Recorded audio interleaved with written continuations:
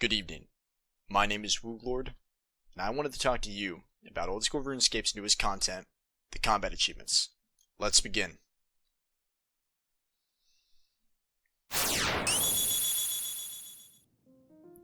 Combat Achievements are a new feature that's a combination of achievement diaries and the collection log. They can be split into 6 categories: kill count, mechanical, perfection, restriction, speed, and stamina.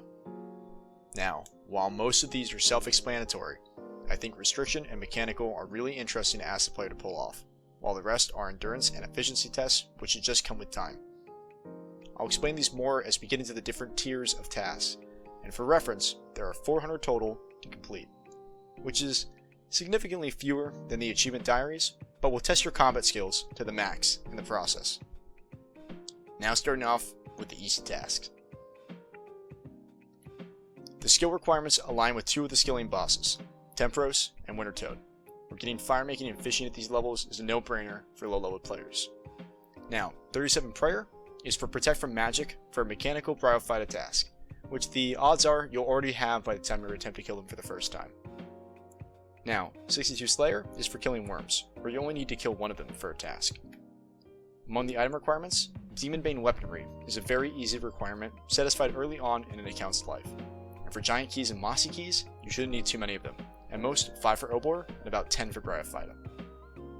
For quests, you'll be getting access to Mauritania, Cabos, Korend, and Fossil Island, as well as unlocking Demonbane weapons and anti-dragon equipment. Here are some examples of easy tasks. You got your classic kill counts with KBD and Deranged Archaeologist, hence why Bon Voyage is needed. And you've also got an example of a perfection task. I would say Shazian Protector is the most restricted protection task, but it makes sense that you would fight it solo under mulch and not in a group with tanks in the canyon. Now, I don't think the Winter Toad restriction is difficult at all, considering it's the safest way to do that boss, but at least you get credit for being safe.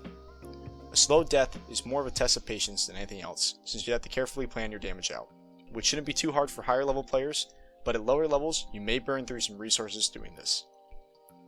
Now comes the rewards. You get a nice XP lamp to give you a little 5k boost. A very nice 5% increase in easy clue scroll drops. It's a shame it's not on Implings, but it's still very helpful for Iron Men. And the task item for combat achievements is the Gommel's Hit 1, giving you 3 teleports to Godward's Dungeon a day. You also get a small +2 increase to the boss assignment max, which will help get these achievements done in the long run.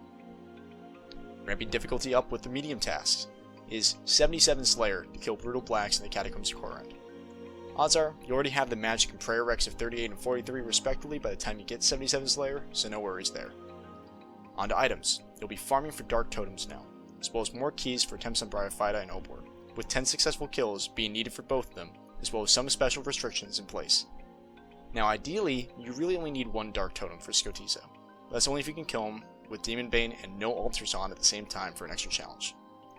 Now the reason for 38 magic is so you can summon Thralls, which also require a Kingdom Divided to be done. Elemental Workshop 1 and Fremnik Trials only need to be started, but you should really finish Trials so you don't have to pay 1k each time you want to kill DKs. Now onto examples.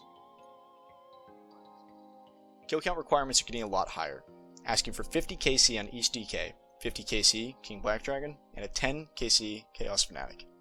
While on a main, this would be easy, but I personally think a hardcore would have some difficulty getting out in the wildy and getting some tasks done, or even DKs if anything goes wrong, or their stats are too low. Now, the Can't Touch Me Barros, the Quick Cutter Bryophyta, and the Leaving No One Behind a Winter Toad are examples of tasks that, odds are, you're going to get at some point, with just optimizing the bosses as opposed to actively working for them. For the medium task rewards, you once again get that juicy XP lamp. You also get that clue scroll bonus extended for mediums as well. And you also get an upgrade to your Gommel's Hilt, getting an extra 2 teleports for a net of 5 TPs at Godward's Dungeon a day. You also get a net 4 boost to the max for boss kill Slayer tasks. Now, for hard tasks, you're going to need the full suite of Godward's Dungeon requirements. That's agility for Sarah, hit points for Zami, range for Army, and strength for Bando's Stronghold. You're also going to need 65 farming for Hespori and 87 Slayer for Krakens. You'll need a lot more Dark Totems for Skotizo, as you now have to kill them 10 times, same with Hespori. You will also need a Brittle Key drop, so Grotesque Guardians can be killed, as well as an Angler outfit piece to upgrade with 1200 Spirit Flakes. although you would ideally upgrade the whole outfit with 4800 to speed up temporary skills. For quest requirements, they're mainly for area access once again. However, I highly recommend Ghost Ahoy or A Taste of Hope for easy Mauritanian Theater Blood access, as well as Fairy Tale Part 2 for Fairy Ring access. Now we start to see some standout tasks show up, with Private Instant Endurance with KBD and Kraken. They're going to add a bit more risk for hardcore players if not properly prepared. Both the Barrows and the Chaos Elemental seem like fun to try and complete, especially with how restricted you are with the Carol task. My first thought on that, spec with DD, Dragon has to finish, and hope he just dies with the DDSs. Now, Krill's mechanical task is something you'll probably get as you become more efficient at killing him. Here's where the rewards get cool. First, 15k lamp, in addition to the 5% boost to find hard scrolls now. And now, the new Gomel's Hilt gives you infinite TPs in God Wars Dungeon. You also get a couple small but valuable boosts of time and convenience when it comes to doing God Wars Dungeon, such as improved ecumenical key drop rates, private instances, and lower KC for attempting the generals. And by far the coolest bonus, reskin for the Dragon Hunter crossbow if you have some extra KBD heads lying around. Odds are, you probably got a couple. You did 50 KC after all. So, I throw them here, get a nice cool Black Dragon Hunter bow. Now, elite tasks are the biggest section of combat achievements, so it only makes sense that requirements would see a spike like this. First thing to know, 94 magic for Ice Barrage, 95 Slayer for Hydras. Otherwise, you should have all the other skill recs by now if you're completed the tasks in order. Best of luck to Iron Man with these, as you're going to need at least a Varric's Flail for a Calfight Queen task, and you really should have the full set of armor, that way it's not a nightmare. Now, Crystal Halberd and Salve Amulet, easy quest completion, and a little bit of a GP requirement for Iron Man for the Halley. You'll need more Hespori Seeds and Dark Totems to complete some challenges, mainly speed challenges for Hespori, so if you manage to get a sub 48 kill, or even a sub 38 for the Master Task, this won't be necessary. Skotizo challenges are very doable if you simply range them and pray Mage, so both the No Demon Bane and Perfect Task can be done in one attempt if skilled enough, but for most players, this probably won't be the case, especially if you don't have a Twisted Bow. Now, the elite tasks do demand completion of the best quests of RuneScape: Dragon Slayer 2, Monkey Madness 2, Song of the Elves, and Frenetic Exiles, making for very high requirements despite not being the highest tier task to complete. Now, I know I already mentioned a couple, but these 6 I pulled only scratch the surface of this tier. You have a high cost task killing Forecath with melee, and you have a lengthy Perfection Zao Camo task. Now, speed killing Zora should happen as you get better gear and levels, and the same goes with Grotesque Guardians. Some of these tasks are rough, like killing DKs with all them aggroed on you, or Runethrower specking Prime, or even 100 Corp kills. Odds are, these tasks you won't complete normally. Corp kills, maybe. Kill count, standard. But special kills like the Runethrower spec, not going to happen unless you're actually focusing for it, or you've got some weird strategy that you have developed before. Now, it is all worth it when it comes to these rewards. Lamp and Clue Scroll boost for elites now. You also get the Inner City Teleport upgrade for Gomel's Hilt. This takes you straight to Moral Wreck, perfect for Inferno. In addition, further boost to God Wars Dungeon.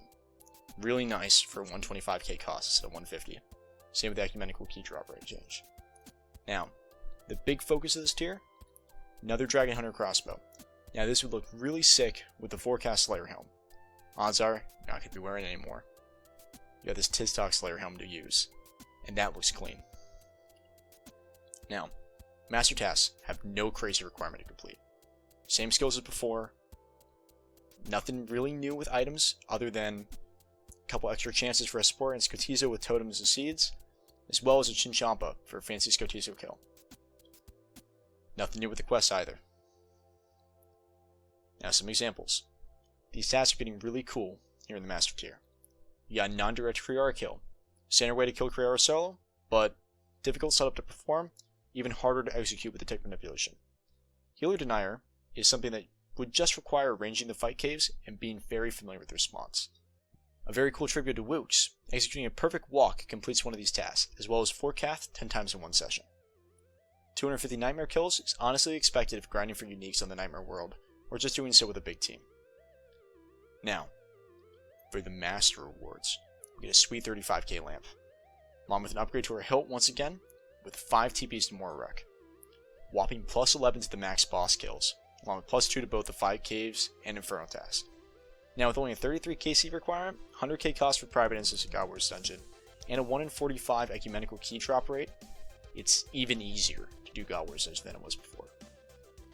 You also get a cool Slayer helm cosmetic themed after the Theatered Blood, which I think is some of the nicest colors of the helms available.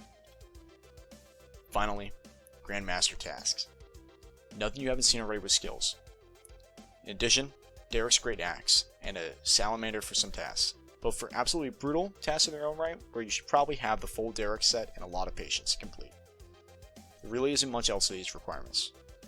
Now, for the tasks themselves, I haven't mentioned any of the raid tasks during this video, but you will need a full team willing to complete any of these tasks with the restrictions in place. Some of them are taking damage at unnecessary points in the raid, doing so without prayer. There's also speed challenges, and some more harder difficulty challenges to do as well. So you'll need a very dedicated team of players to work with. But to actually talk about the following, you have crazy sub 54 Vorcat kill, 10 Inferno completions, fisting Vorcat to death, Salamander kill on Kriara, and you've also got stalling Jads and a perfect Inferno final round. There's also a sub 65 minute Inferno challenge as well. There's also a non-twisted bow challenge for the Inferno. Spice things up for those players who are rich and have been doing it easy their whole life. Now, the piece de resistance of the CAs, the final tier of rewards. You get a big 50k lamp, and unlimited teleports to the Inferno with Gomo Hill. You get a total of 50 boss kills for a max Slayer task, as well as 30kc God Wars dungeon, with 1 in 40 ecumenical key drops, a 75k fee for private instances. And for the biggest bonus, a Tizkal Slayer helm that is the biggest flex to have currently, and probably for a long while. Nobody has this helm at all. Which is why I'm challenging you to follow suit and make a fresh hardcore Iron Man with me to complete all these challenges. It will definitely take some time, but I've already started my journey and I'm not planning on failing. I've created the strongest warrior to take this challenge as my champion, and I hope you can keep up.